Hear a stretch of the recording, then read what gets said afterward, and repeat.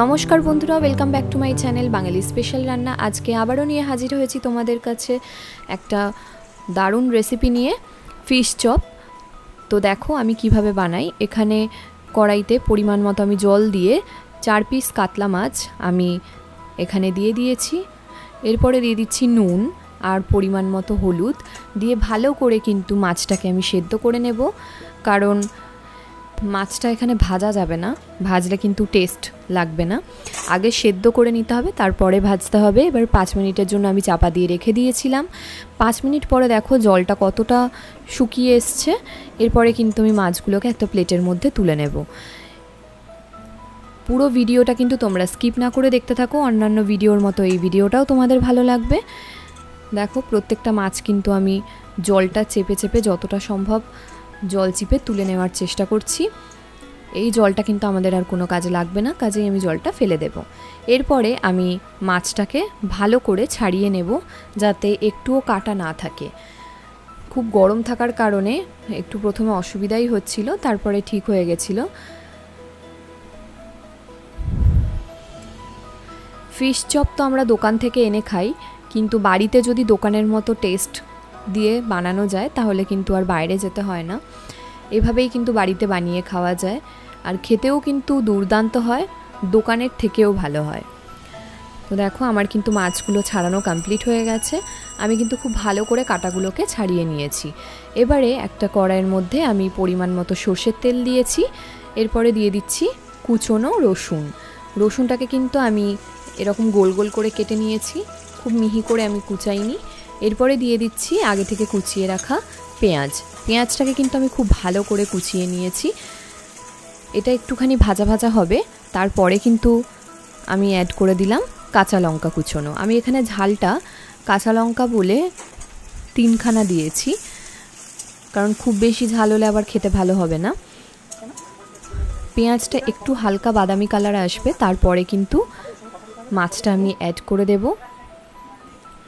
এইখানেই কিন্তু মাছটা ভালো করে ভাজা হবে। তোমরা যারা আমাদের চ্যানেলে নতুন তারা কিন্তু অবশ্যই বাঙালি স্পেশাল রান্না চ্যানেলটিকে সাবস্ক্রাইব করতে ভুলো না, আর পাশে থাকা বেল আইকনটিতে কিন্তু অবশ্যই ক্লিক করো নতুন নতুন মজাদার রেসিপির ভিডিও সবার আগে পাওয়ার জন্য। এখানে দেখো মাছটাকে কিন্তু আমি খুব ভালো করে মিক্সড করে নিয়েছি। এরপরে আগে থেকে সেদ্ধ করে রাখা আলু এরকম করে হাতের সাহায্যে ভেঙে ভেঙে দিয়ে দিচ্ছি। আমি কিন্তু আলাদা করে কোনো স্ম্যাশ করা জিনিস ইউজ করিনি। এরপরে খুন্তি দিয়ে মাছটাকে খুব ভালো করে আলুটার সঙ্গে মিক্সড করতে হবে। এখানে আলুটা দেওয়ার কারণই হচ্ছে যাতে পুরটা ভালোভাবে হয়। এখানে একটা ভুলের কারণে আমাদের ক্যামেরায় রেকর্ডিংটা হয়নি, তার জন্য খুবই দুঃখিত। আমি এক মাছের মধ্যে একটু হলুদ, জিরের গুঁড়ো আর লঙ্কার গুঁড়ো দিয়েছিলাম। এবারে আমি 5 মিনিটের মতো চাপা দিয়ে রেখে দিলাম। রেখে দেওয়ার পরে দেখো একটু লালচে লালচে ভাব এসে গেছে। একটু কড়া করে একটু না ভাজলে মাছের একটা আষ্টে গন্ধ ছাড়বে, সেই জন্য আমি এরকমভাবে করেছি। এরপরে আমি অ্যাড করে দিলাম ধনেপাতা কুচি। ধনেপাতা কুচিটা আমি একটু পরিমাণে বেশি দিয়েছি। আমাদের ধনেপাতার যে ফ্লেভারটা সেটা ভীষণ ভালো লাগে, সেই জন্য একটু বেশি করে দিয়েছি। আর কিন্তু এখানে কিছু দেওয়ার নেই, ব্যাস এইটুকুনিই ছিল ইনগ্রিডিয়েন্টসগুলো। এরপরে শুধু ফিশ চপগুলো শেপস দেওয়ার পালা। এখানে দেখো আমি ডিম নিয়ে নিয়েছি 2খানা। এরপরে অ্যাড করে দিলাম নুন। আমি কিন্তু এখানে বিট নুন ইউজ করেছি, এমনি নুন দিইনি। তোমরা চাইলে কিন্তু এমনি নুনও দিতে পারো। এবার ভালো করে একটু ফেটিয়ে নেব।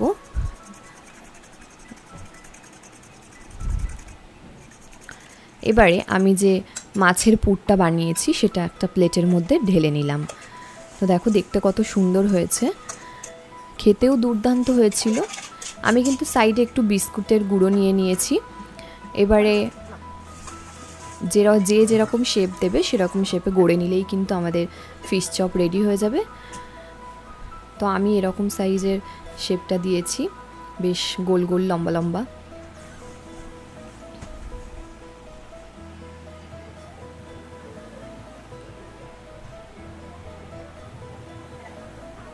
তোমাদের যদি আমাদের চ্যানেল থেকে কোনো রেসিপি জানার থাকে তাহলে কিন্তু অবশ্যই আমাদের চ্যানেলে কমেন্ট করে জানিও তোমরা কী ধরনের রেসিপি দেখতে চাইছো। আমরা চেষ্টা করব সেই ধরনের রেসিপি তোমাদের সঙ্গে শেয়ার করার।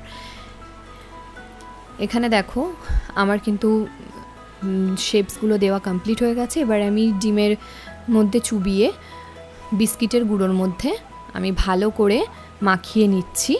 এরম করে করে কিন্তু প্রত্যেকটা আমি মাখিয়ে নেব। ব্যাস, এখানে আর কিছু করার নেই। এবারে একটু ভালো করে তেলে ভেজে নিলেই কিন্তু রেডি হয়ে যাবে।